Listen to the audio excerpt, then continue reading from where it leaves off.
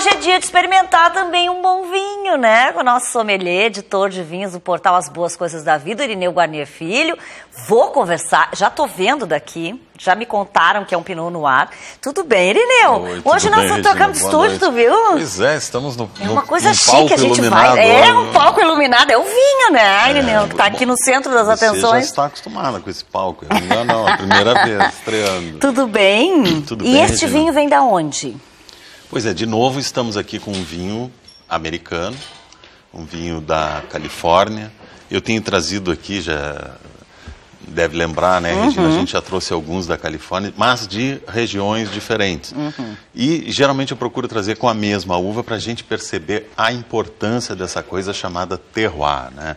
Que é uma palavra de origem francesa, sem uma tradução exata em português, mas que quer dizer, basicamente, assim, o conjunto de terra, terreno, a variedade da uva, as condições ambientais, meteorológicas, os insetos da região, as leveduras e a ação do homem também, o conjunto de tudo que dá...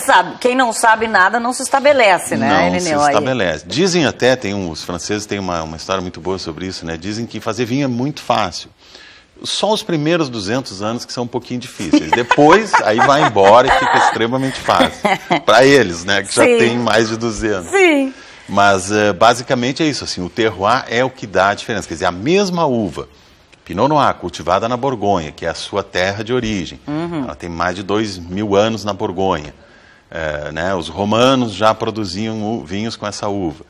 Ela produzida no Brasil, no Chile, na Califórnia, ela vai ser diferente. E mesmo dentro da Califórnia, em regiões diferentes, ela vai ter características diferentes. E quais as características deste Pinot Noir? Este aqui é um Pinot Noir do Russian River Valley, é uma região da Califórnia muito boa para vinhos, está se destacando muito. Todo mundo sabe que a Califórnia tem um clima seco, quente, né? Eu acho até da outra vez que tu falaste, eu falei isso, né? Nossa, a gente imagina sol, calor e tal. E lembra que eu não me lembro exatamente de qual região, mas eu me lembro de qual daquelas áreas ali da Califórnia. Eu acho que era Napa Valley, mas eu me lembro que era um vinho um Pinot bastante encorpado, né? Assim, tinha mais estrutura. A gente levou um susto, assim.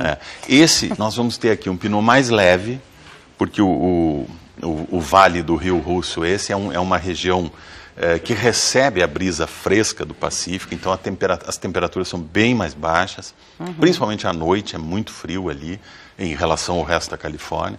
Então, condições ideais assim, para o cultivo de uma uva mais delicada. Mas ele é mais leve, mas ele é mais para uma temperatura mais baixa. Tu diria, eu estou perguntando isso porque agora vai entrar o outono, né? E que diz que o fim de semana vem uma temperatura mais baixa, ele já é aconselhável para esses dias. Para que a meteorologia acerte que sábado caia para 12 graus. Vamos ver, vamos ver. Estou torcendo.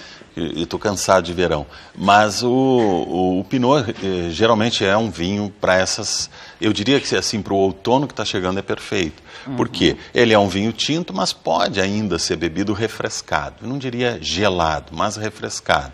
Então, assim, é um vinho mais leve, não tem tanto tanino, não tem tanto álcool, muitas vezes não tem toda aquela estrutura. Qual que é o teor dele, Irineu? Geralmente não tem aquela estrutura de... Esse aqui é um 2012, Russian River Valley, e o álcool dele deve estar por aqui, 14,5. Como é um vinho americano, um vinho da Califórnia, sempre vai ter bastante álcool. Mas a gente vai ter um pouco menos de cor em relação ao Cabernet Sauvignon, Merlot, enfim, que é mais os Zinfandel, que é um vinho muito conhecido na Califórnia, emblemático. São vinhos com uma estrutura mais potente.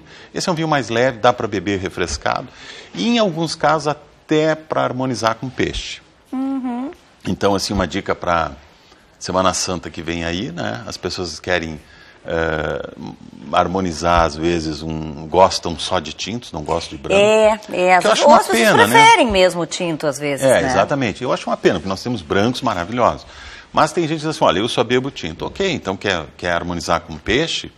Perfeito, pode ser um Pinot, por que não, né? Um Pinot Noir. Vamos ver provar? então, hein? Lá, eu quero saber tudo agora, de aroma, de Essa de região, cor. o Russian Valley, há registros de que na segunda metade do século XIX, 1800 e pouco, Já uma comunidade russa, imigrantes russos, já cultivavam videiras nessa região.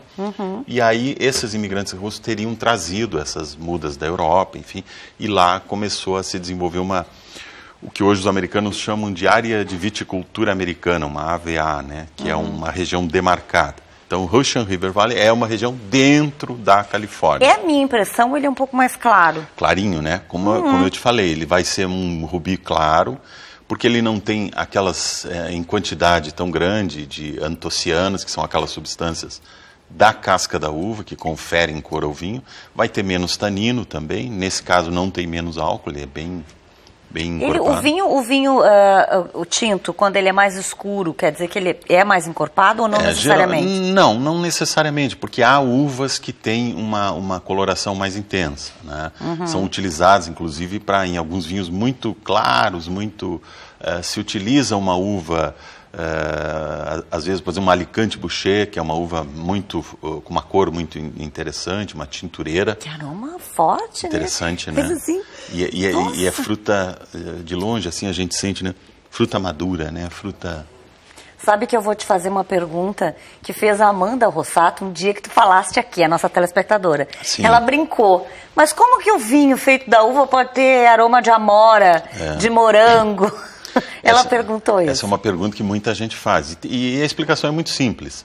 Alguns elementos químicos que estão lá na amora, algumas moléculas de aroma e de sabor, elas também estão em outras frutas, estão na uva, e às vezes no processo de vinificação essas substâncias se liberam, se expandem e vão aparecer no vinho.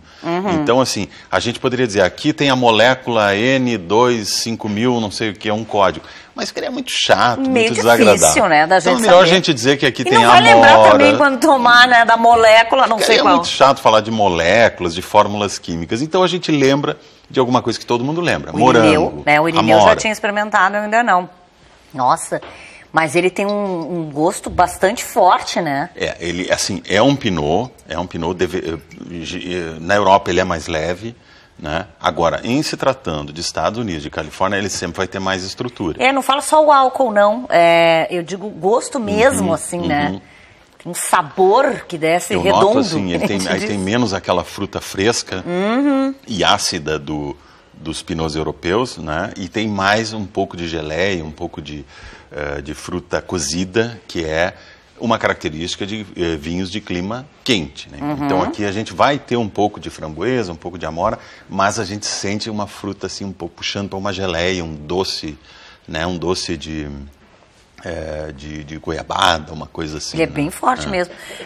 Já que a gente sempre presta esse serviço para o povo lá de casa e que vem aí a Páscoa, como tu disseste, é uma boa dica. Média de preço dele é boa? Regina, como esse vinho está chegando ao Brasil agora, ele ainda não está, eu não tenho ainda o preço de mercado dele. Tabela dele. Eu não posso, esse vinho é importado pela Porto a Porto, e isso depois é revendido para o mercado. Eu vou colocar lá no site a avaliação organoléptica, a degustação dele, e aí eu vou colocar direitinho a ficha com o preço, tudo. Por enquanto eu não saberia te dizer com exatidão e não vou dar uma informação inexata. Claro, mas então o pessoal depois vai lá no site, porque com certeza tu vai buscar essa informação e vai Não, passar a gente lá, vai né? dar lá no site As Boas Coisas da Vida, vai estar lá o preço Eu vou te direitinho, dizer que tem um e uma mosquitinho avaliação. que está querendo o meu vinho, mas não vai levar. Mas entendeu? É gostosinho, né, Regina? Um vinho gostoso, Mas La Crema. muito bom. É um vinho que é feito por uma vinícola familiar, que os Estados Unidos também é conhecido por grandes empresas, grandes corporações, mas no vinho, em algumas regiões, eles têm também famílias que fazem há muitos anos vinhos com um perfil mais europeu, enfim, que é o caso do La Crema. Tu falaste que ele é de 2012, né? 2012. Isso, para o vinho, assim, representa o que exatamente, né? Bom, esse vinho teve uma rápida passagem por barrica, a gente vê que ele tem um pouquinho de madeira, mas não muito, a madeira quase não aparece. Ele estagiou um pouco em carvalho americano por pouco tempo e depois foi para a garrafa. Então ele ficou lá provavelmente 1 ano na garrafa, 2, depois chegou ao mercado.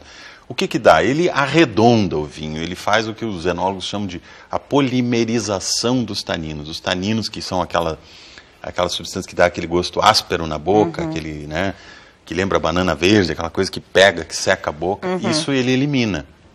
ele vai arredondando, vai amaciando, vai deixando o vinho mais aveludado. Então, assim, o tempo de garrafa, o tempo de polimerização dos taninos é muito importante. Estabiliza, deixa o vinho mais agradável.